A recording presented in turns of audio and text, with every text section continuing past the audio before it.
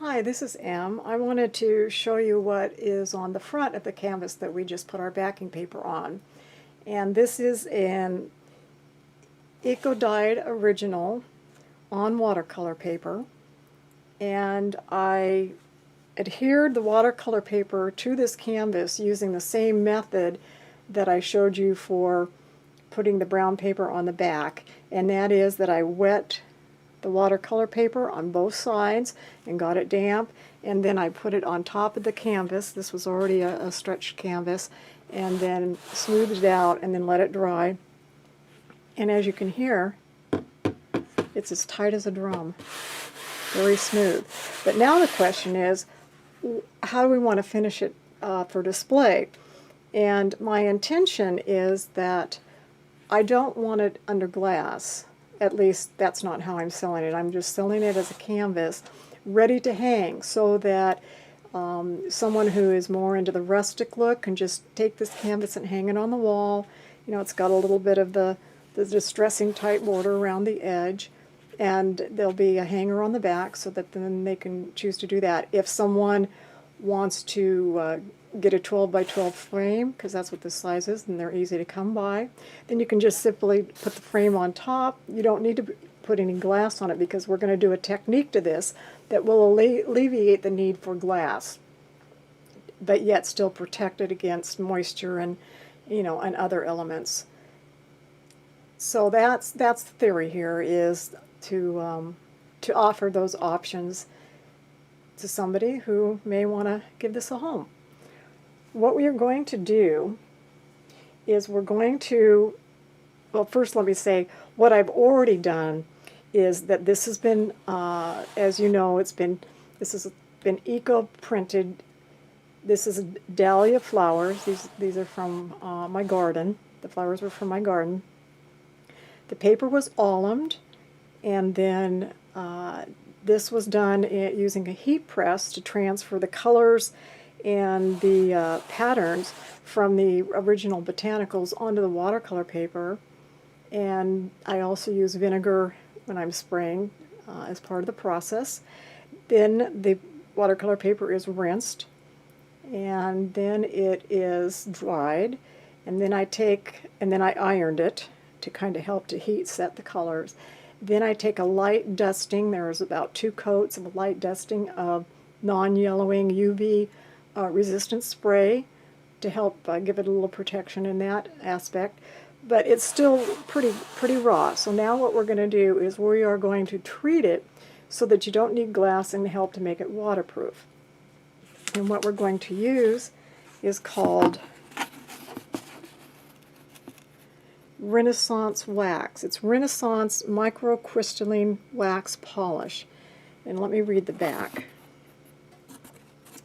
It says, refined wax is blended to a formula used by the British Museum and restoration specialists internationally to revive and protect valuable furniture, leather, paintings, metals, marble, ivory, and many other surfaces, both housed and exposed to weather. Freshens colors, imparts soft sheen. And I figure if it's good enough for the British museums, that it should be good enough for us. So that's what we're doing here. And then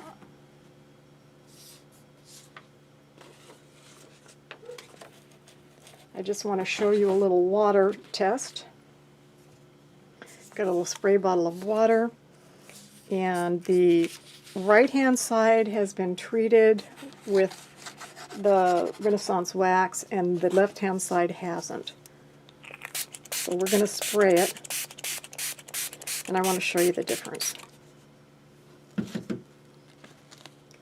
Hopefully you can see how this beaded up on the Renaissance wax. And then on this side, it's already starting to penetrate through and go wet. See the difference? And so if I take a soft cloth, which of course I don't have one handy, let me see if I can.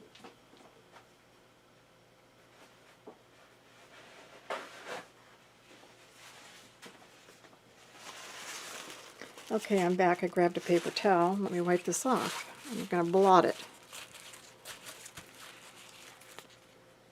The side with the Renaissance wax doesn't look like it had any water on at all. And this side is, see how this side is still pretty straight? Because this paper is wobbly. This is watercolor paper and I haven't ironed it. But see, that basically looks exactly like it did before. And now look at this thing, what the water did to it. So it works. So that's what we're going to do. I won't show you the whole process, but I'll show you how I'm going to apply it. So I got myself a little, this is just from one of my old shirts. I am a Pendleton lover from way back.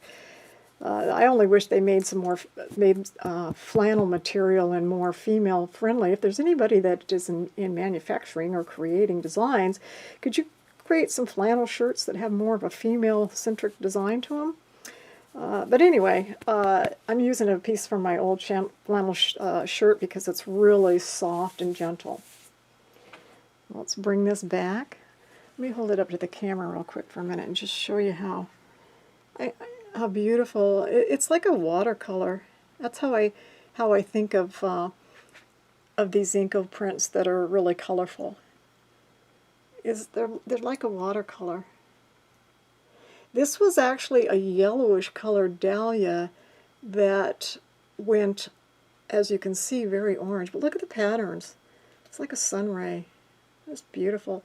And the leaf, how pretty that is. Okay, now let's get down to business. I'm going to open the wax. And then I'm going to take the rag, and just like you're, waxing a car or anything else, just put a little bit, doesn't have to be too much, or waxing shoes or something, and then just a very light circular motion. I'm going to sit down, and like I say, I'm not going to show you the whole thing. What I'm doing is I'm looking sideways to see what kind of sheen it's putting down.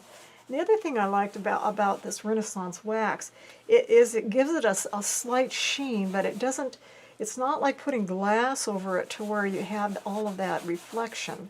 So you get to appreciate the beauty of the work without the interference of the glass.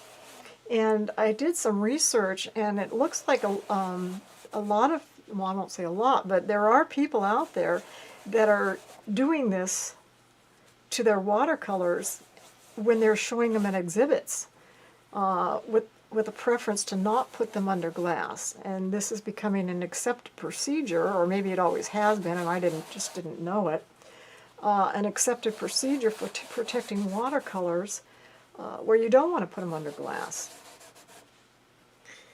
And I just think that the ability to touch this and not have that barrier is very important. And the one thing about this Renaissance wax, excuse me, is that it goes on like silk. There's no drag. If you've ever used shoe polish or wax, furniture wax, and that kind of thing, a lot of times they have a drag. But this has no drag. It's like silk. And then when you go back and buff it, it's still silky. There's just not that waxy drag. I'm probably going to do 2 coats, and then I'll call it good.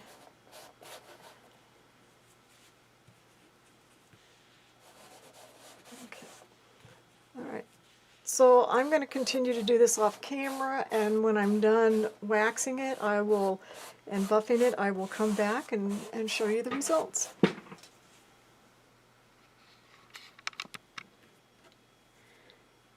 I just want to do a little clip here showing you that fix this rag. Showing you that I'm doing the edge.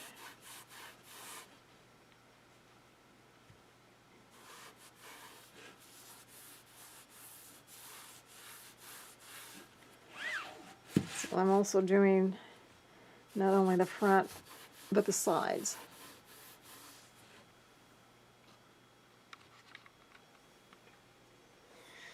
I got the coat on, and this is the first coat. Now I'm giving it a buff.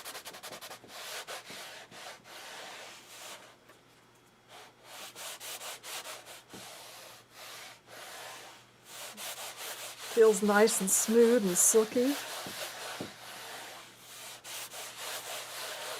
Okay, I'll put one more light coat on, and then I will hold it up close to the camera and show you the final result.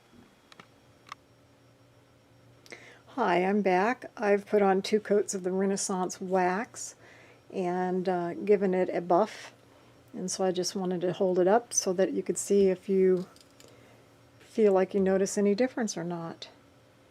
I did the sides and the picture, and you can see that it really doesn't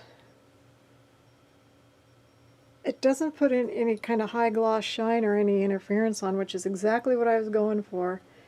It does make it just a little bit more vibrant, but it still allows a person to have that ability to touch it, but yet it's protected from moisture, you know, as much as a watercolor type situation would be. Nice and tight and ready for a new home.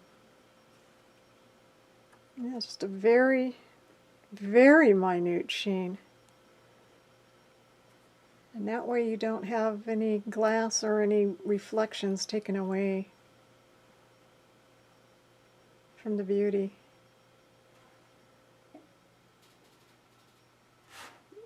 This is, I believe that this was Impatience.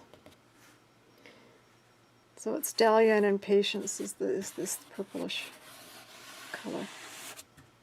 Okay, I'm going to list this on my Etsy site at some point, and thank you for tuning in.